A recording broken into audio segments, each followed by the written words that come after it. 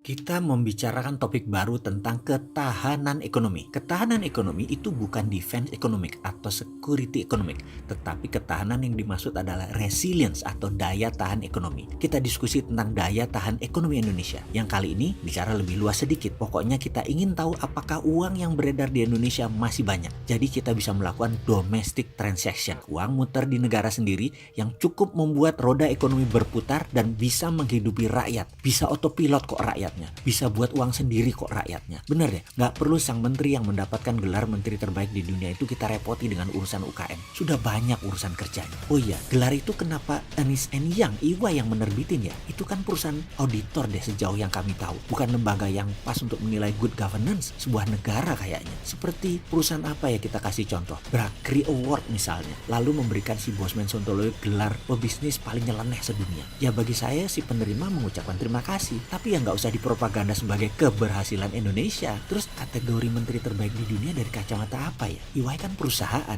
Atau ini akal-akalan agar jasanya dipakai terus di Indonesia? Ngapunten ya, mudah-mudahan saya salah data.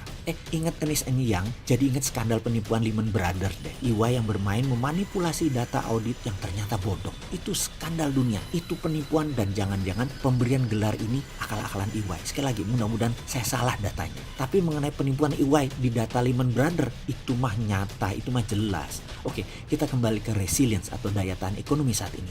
Bagaimana performanya? Kita lihat fakta saja. Kita mulai dari target pertumbuhan ekonomi Indonesia 4 tahun terakhir. Di set 7%, tidak tercapai. 2015 pertumbuhannya terendah 6 tahun terakhir hanya 4,79%, alias kali pertama perekonomian Indonesia tumbuh di bawah 5% dibanding 6 tahun sebelumnya. Angka 4,79 itu jauh di bawah target 7%. Tapi lidah bisa berkelihat, kita bisa tambah embel-embel ekonomi dunia lesu, maka ekonomi Indonesia ikut lesu.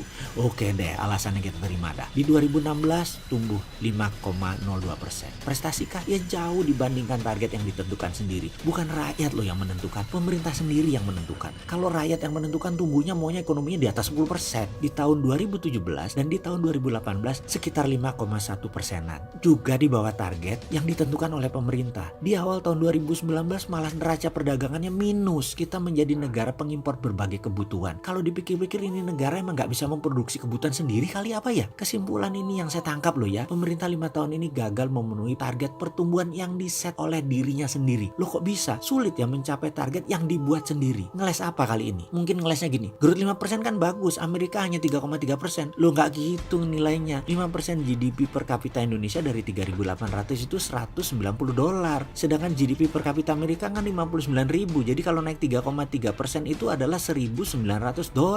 Jadi ya gedean 3,3% lah. Jangan lihat angka 5% dibanding 3,3%, tapi lihat dari nilai keseluruhan. Kita naik $190, Amerika naik $1.900.